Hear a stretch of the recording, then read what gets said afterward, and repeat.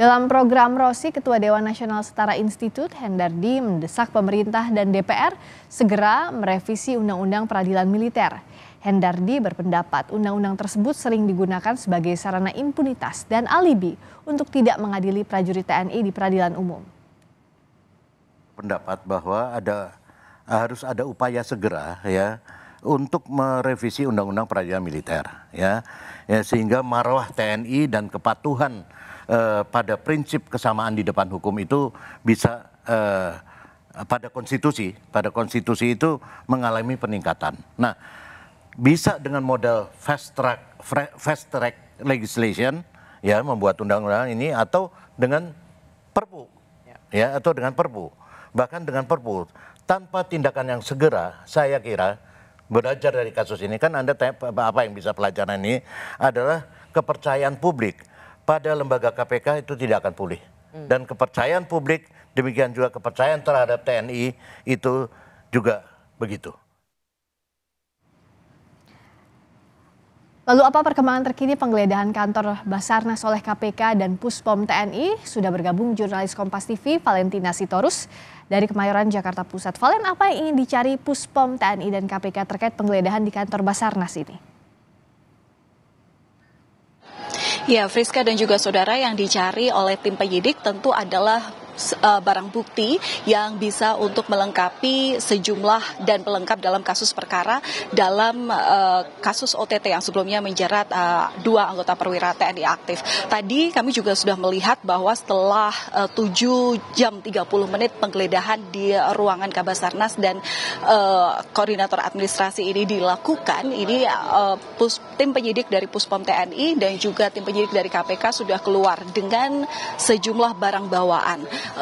Puspom TNI ini membawa box warna biru berukuran sedang yang diduga ini isinya adalah sejumlah dokumen, termasuk juga tim penyidik KPK ini membawa 1 buah koper yang meskipun tadi tidak dikatakan secara detail apa isinya dan apa yang sudah didapat. Tapi tidak berhenti di situ, tadi kami juga mendapatkan keterangan tertulis dari Kapuspen TNI Laksamana Budha Julius Wijoyono pada pukul 17.07 waktu Indonesia Barat perihal laporan kegiatan tim penyidik yang hari ini dilakukan di gedung atau di kantor Basarnas, di mana disampaikan bahwa dari penggeledahan yang dilakukan sesuai dengan berita acara penyitaan telah didapatkan 1 bukti transaksi pencairan cek, kemudian yang kedua mendapati dokumen administrasi keuangan pekerjaan pengadaan pendeteksian korban reruntuhan, ketiga adalah dokumen yang berisi atau yang berkaitan dengan surat-surat penting lainnya tentang pengadaan barang dan jasa yang terjadi di Basarnas di tahun 2023, dan yang terakhir adalah rekaman CCTV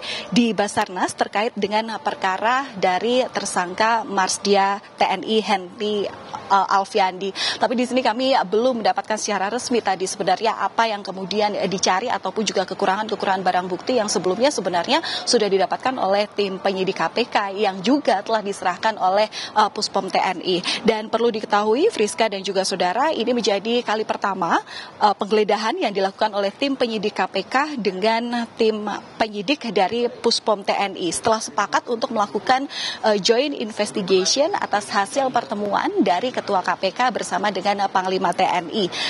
Joint investigation ini sudah didasari dengan aturan yang berlaku, yakni pasal 42 Undang-Undang KPK dan juga pasal 89 KUHP, yang mana di sini mengatakan bahwa KPK di sini berwenang untuk mengkoordinasikan dan mengendalikan penyelidikan, penyidikan hingga penuntutan tindak pidana korupsi yang dilakukan bersama-sama oleh orang yang tunduk pada peradilan militer. Nah, tapi ketika tadi juga sempat saya tanyakan kepada Kapuspen TNI ya, apakah penggeledahan ini juga akan dilakukan oleh 2 penyidik dari instansi yang berbeda ini terhadap di kantor ataupun rumah para pemberi suap atau penyuap begitu, tadi juga disampaikan masih belum mengetahui terkait dengan rencana ini. Nah, Friska, tadi juga kami melihat bahwa memang penyelidikan, maksud kami adalah penyidikan dengan upaya penggeledahan ini berlangsung lumayan lama begitu ya, 7,5 jam. Kami juga belum mendapatkan informasi apa langkah yang kemudian akan dilakukan dilakukan. Tadi kami juga samar-samar sempat bertanya kemanakah barang bukti ini akan dibawa, apakah semuanya akan langsung dibawa ke Puspom TNI atau memang kini penyelidikannya akan dilakukan secara masing-masing. Artinya KPK ini kemudian melakukan penyidikan lanjutan terhadap 3 pihak swasta selaku pemberi suap, ataupun juga masih dilakukan bebarengan terhadap tersangka yang kemudian kini sudah ditetapkan oleh Puspom TNI. Seperti diketahui dari setelah penetapan tersangka oleh Puspom TNI terhadap 2 perwira aktif saat itu, hasil pemeriksaan terhadap Koordinator Administrasi Kabasarnas Letkol ABC begitu ya, Puspom TNI telah menemukan bahwa pemberi suap yang di sini bernama Marilia yang merupakan direktur utama dari PT Interteknografi Sejati ini telah memberikan uang hampir 1 miliar rupiah yang dilakukan kepada Letkol ABC di tanggal 25 Juli 2023, tepatnya di parkiran Bank BRI Mabes TNI Angkatan Laut. Di mana di sini kemudian juga disebutkan bahwa menurut dan Puspom ini profit sharing hanya istilah dari pribadi ABC untuk kemudian memperhalus bahasa suap. Sementara itu juga terkait dengan penyidikan lainnya yang saat ini juga masih berlangsung, KPK seperti yang tadi sudah disebutkan menerbitkan surat perintah penyidikan atas nama 3 orang swasta yang diduga menyuap Kabasarnas dan anak buahnya. Seperti apa kemudian penyidikan lanjutan, tentu ini akan kita nantikan bersama, kita akan kawal bersama, karena memang sebelumnya dari pernyataan-pernyataan yang sudah disampaikan oleh Panglima TNI, kemudian juga dan Puspom saat mengunjungi gedung KPK yang kemudian ada polemik sedikit terkait dengan kesalahan prosedur dalam penetapan tersangka terhadap 2 TNI, 2 perwira aktif TNI ini akan dilakukan secara transparan, akan diperlihatkan kepada publik seperti apa prosesnya. Kita akan nantikan bersama dan kita kawal. Friska. Salah satu bagian penyidikan Puspom TNI dan KPK hari ini menggeledah kantor Basarnas untuk mencari bukti terkait dengan kasus suap yang menyeret ke Basarnas. Terima kasih Valentina Sitorus atas laporan Anda.